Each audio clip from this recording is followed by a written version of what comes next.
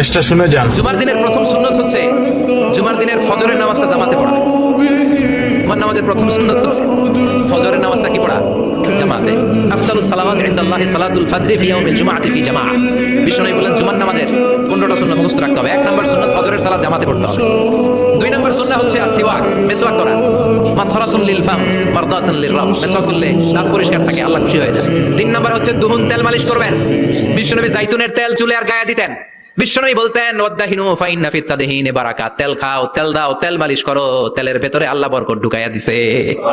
4 নম্বরে আত্তিব, জুমার দিনে সুগন্ধি লাগিয়ে যাওয়া সুন্নাত। লাগাবেন?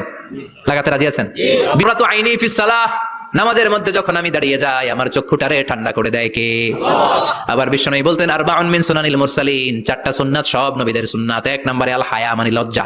আরেক বর্ণনা এসেছে আল খিতান মানে সুন্নাতে খাতনা, এটা সব নবীদের ছিল। আর সেওয়াক, সব নবীরা মেসওয়াক করেছেন। আত্তিব, সব নবীরা আতর লাগিয়েছেন। আর নিকাহ, সব নবীরা বিয়েও করেছেন। চিল্লায় পড়েন আল্লাহু আকবার। লিবাস আহসানা সিয়াব, সুন্দর জামা পড়া। নট নেসেসারি যে নতুন জামা হতে হবে, পুরাতন জামাও ধুয়ে আয়রন করে পড়লে একটা সৌন্দর্য আছে না নাই? এরপরে ইকসারুস সালাহ আলান নবী, বিশ্বনবীর উপর বেশি বেশি দুরূদ পড়া।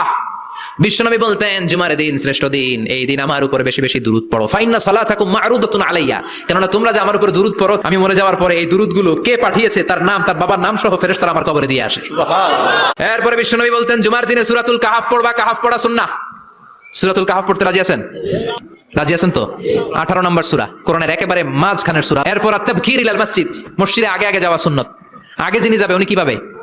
তারপরে গরু, তারপরে বকরি, তারপরে মুরগি, মুরগির পরে ডিম না আন্ডা? আন্ডা। আল মাশিউ আলাল ইকদাম, বিষ্ণু বললেন হেঁটে হেঁটে জুমার নামাজে যাওয়া সুন্নাহ। রিকশা, হুন্ডা, সাইকেল, সিএনজি দিয়ে গেলেও হবে, কিন্তু হেঁটে গেলে সওয়াব বেশি না কম? প্রতি কদমে কদমে আমলনামায় সওয়াব দিয়ে দিবে কে? এরপরে বিষ্ণু বললেন আদামু তাখাত্তি রিকাবান নাস, মানুষের ঘাড় ডিঙ্গিয়ে সামনে না যাওয়া সুন্নাহ।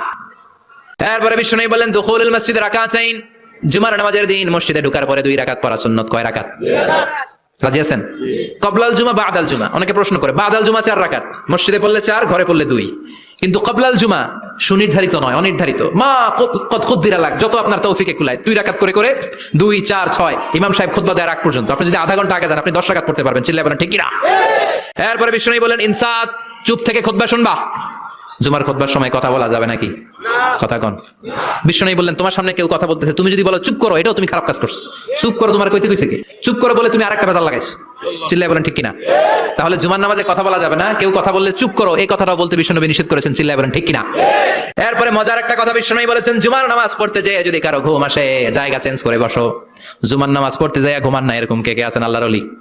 হাত তোলেন। হাত তুলতে পারবেন? আমিও তুলতে পারবো না, আমি কত ঘুমাইছি।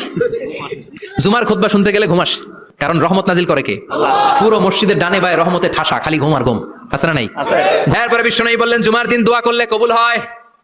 এমন একটা সময় আছে জুমার দিনে, ওই সময় যদি বান্দা আল্লাহর কাছে কিছু চায়, সেটা না দিয়ে খালি হাতে আল্লাহ বান্দারে ফিরাইয়া দেয় না। সেটা কখন? অনেক ইখতিলাফ আছে, বেশিরভাগ মুহাদ্দিসিন বলেছেন জুমার দিন আসরের নামাজের পর থেকে মাগরিবের আগ পর্যন্ত, বিশেষ করে মাগরিবের আগের আধা ঘন্টা, এই সময় আল্লাহর কাছে বান্দা যদি কিছু চায় এই দোয়া আল্লাহ ফিরিয়ে দেয় না। এই 15টা সুন্নাত আমল করা যাবে তো? সবাই রাজি? জুমার খুতবা মনোযোগ দিয়ে শুনবো তো? আগে আগে আসবো তো? দোকানপাট বন্ধ করে জুমার নামাজের ভাবমূর্তি রক্ষা করবো তো? খতিব সাহেব যারা আছেন জুমার আলোচনাটাকে আরো কনস্ট্রাকটিভ ওয়েতে নেন, সব বন্ধ হবে, জুমা বন্ধ হবে।